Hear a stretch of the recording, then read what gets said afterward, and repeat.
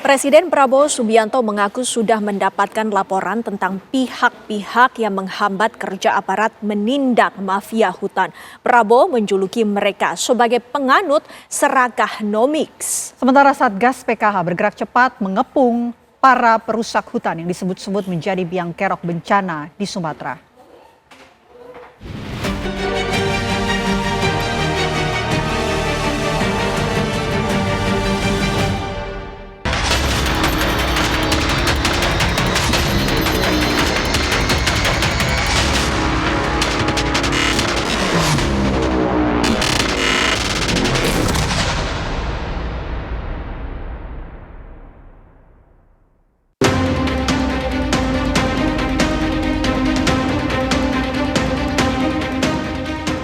Bencana dahsyat yang melanda Aceh, Sumatera Utara, dan Sumatera Barat menguak pernyataan pahit mengenai lemahnya pengawasan dan penegakan hukum bagi para perusak hutan.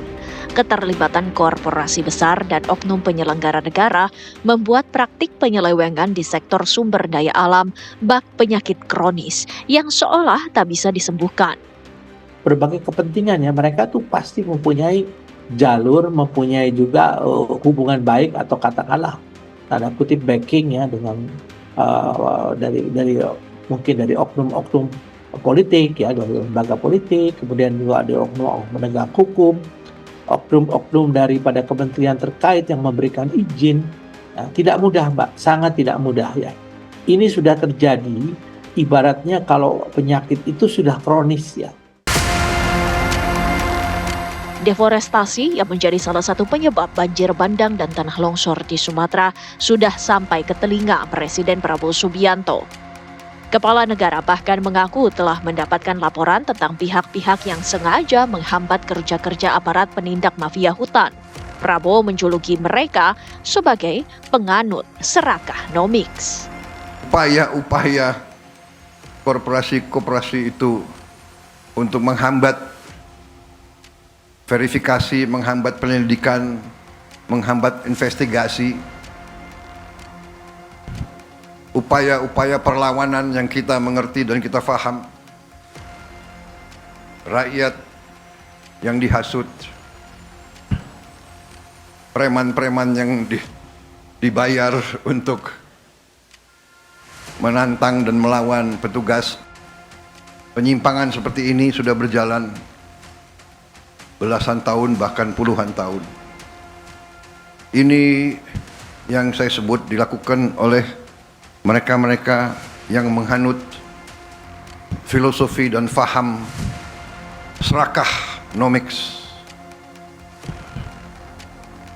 Berani melecehkan, berani menghina negara kesatuan Republik Indonesia, menganggap sepele pemerintah Republik Indonesia, menganggap pejabat-pejabat di tiap eselon bisa dibeli, bisa disogok.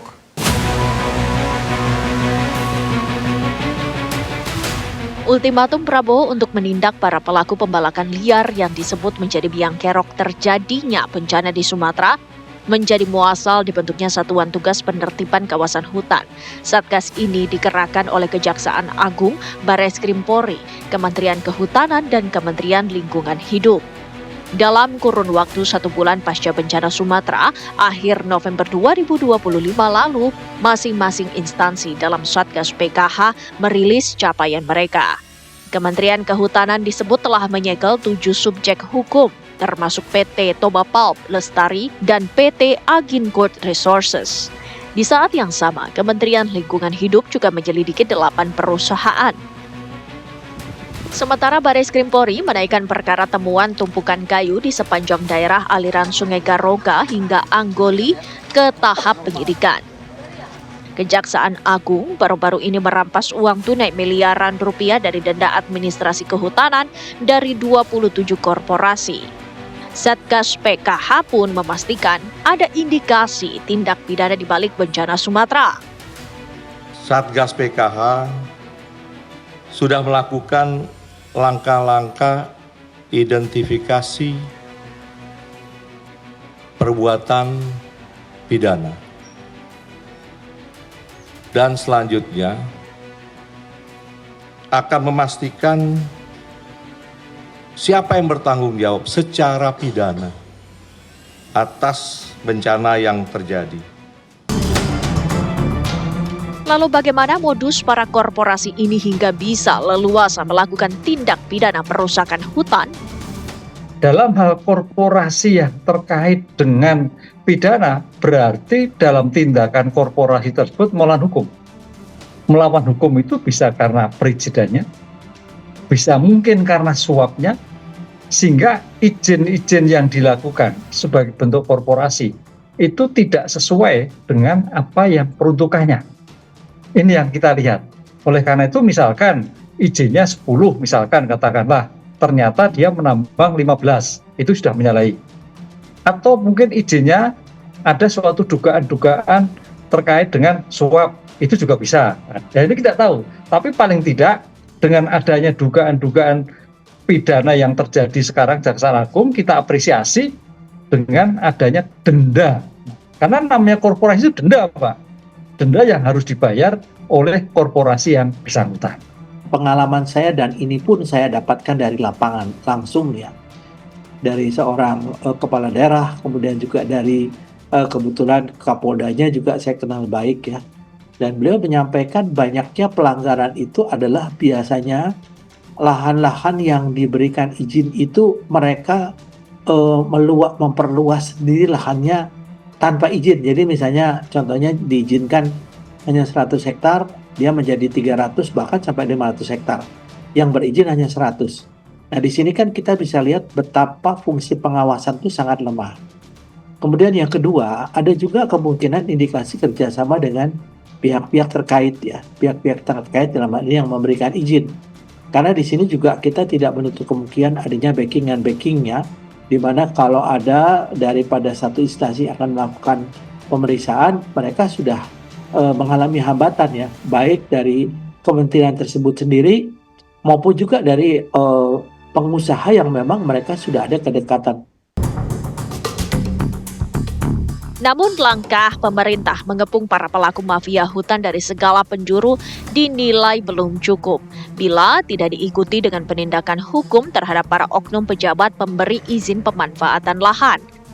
Pemerintah, Jaksa Agung tampaknya tidak hanya mengejar pada denda, tapi juga oknum-oknum tadi yang terkait dengan penyalahgunaan tadi, yang terkait dengan izin yang salah, terkait dengan izin suap, terkait dengan izin gratifikasi, sehingga tidak hanya menyasar pada korporasi, Pak.